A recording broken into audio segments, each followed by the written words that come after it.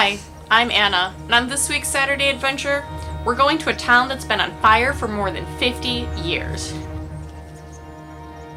Welcome to Centralia, an opening in the vein of coal that runs along Route 81 all the way through Pennsylvania till Scranton. Centralia was established in 1842, and by the 1860s, it was embroiled with violence by the Molly Maguires. The Great Potato Famine resulted in a large Irish population settling in Pennsylvania's anthracite region.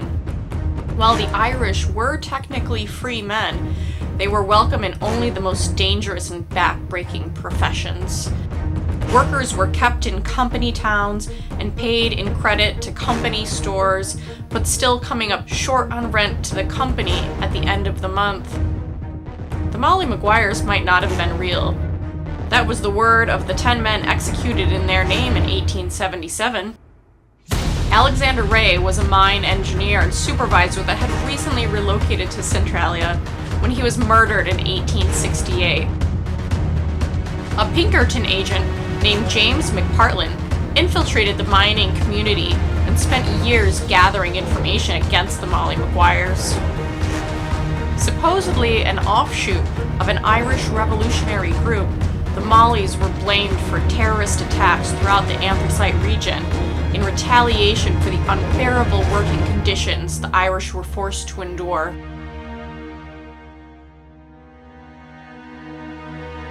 Ray's killers were among the men brought to justice under questionable circumstances by McParland and hanged. As Alexander Campbell, one of the condemned men, was being led from his cell, he slapped his hand against the cell wall, declaring that his handprint would remain until his innocent name was cleared.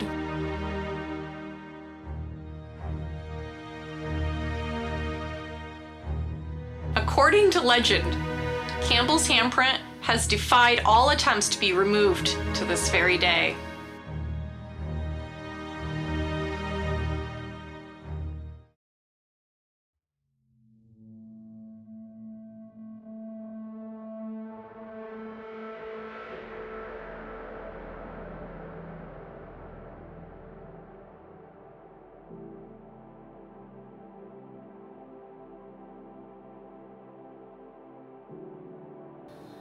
Father Daniel Ignatius McDermott was a dashing man of 25 when he became the first Roman Catholic priest of Centralia. His pulpit was in the St. Ignatius Church, over which he had supervised construction using native stone cut from the surrounding mountains. The church had been in operation only a year when Alexander Ray was murdered on the road between Centralia and Mount Carmel. Father McDermott believed that the murderers were members of his congregation.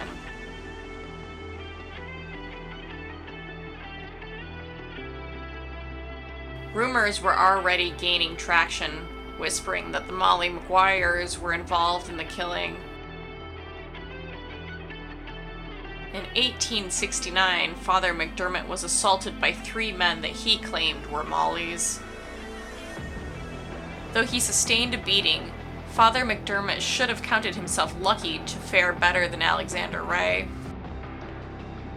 According to local legend, McDermott cursed the town in his rage, declaring that it would be wiped from the face of the earth.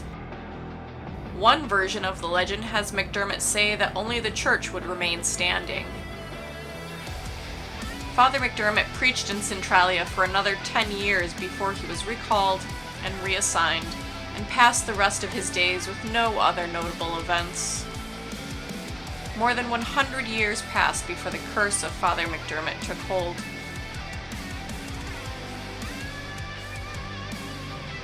Centralia never recovered from the Wall Street crash of 1929.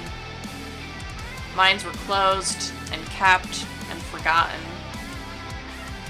Officially, the mine fire is thought to have begun in 1962, where firefighters were executing a controlled blaze at the town garbage dump, but some experts contend that ignition could have happened as early as 1932.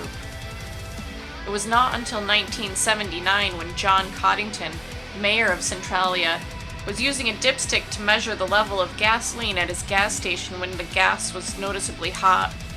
He later measured the temperature, finding it to be 172 degrees Fahrenheit. In 1981, a young boy escaped falling down a sinkhole into a smoldering coal vein that by then was burning beneath the town.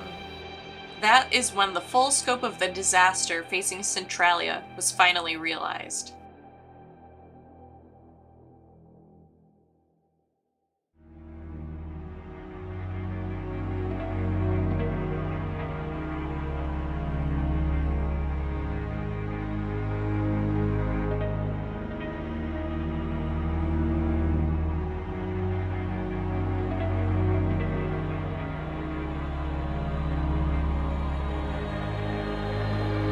By the turn of the century, only a few locals tenaciously remained in their homes.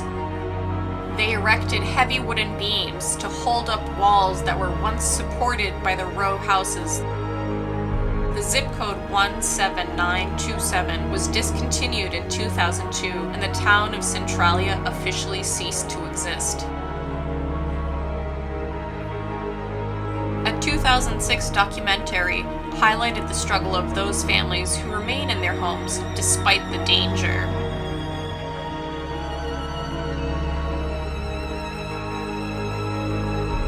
Formal eviction notices were served to the remaining 11 homes in 2009.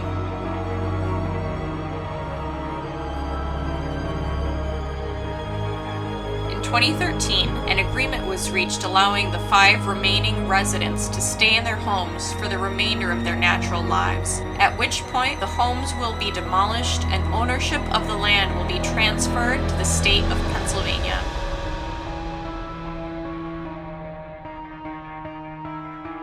The fire under Centralia could still be burning in 500 years. Some veins of fire may have already reached the surrounding towns. It's not hard to think of the curse bestowed by an angry Father McDermott that only the church would survive when all of Centralia was wiped away. The original St. Ignatius Church was torn down and rebuilt in 1954, and that church held its final service in 1995. However, the Assumption of the Blessed Virgin Mary Ukrainian Catholic Church was discovered to have been constructed on solid bedrock, clear from the path of the coal fire. Just as Father McDermott predicted, all that survived the destruction of Centralia was the church, just not his. For years after Centralia was gone, a section of old Route 61 continued to draw tourists. Known as the Graffiti Highway, thousands of people had come to make their mark on this disused stretch of road. As the asphalt split, vents opened into the fire below, resulting in smoke, hot gas, and even flames escaping through the road. Papers held over the cracks would ignite quickly. In April of 2020, to dissuade an influx of tourists that were flocking to the region to explore during quarantine, the Graffiti Highway was covered in dirt and destroyed forever.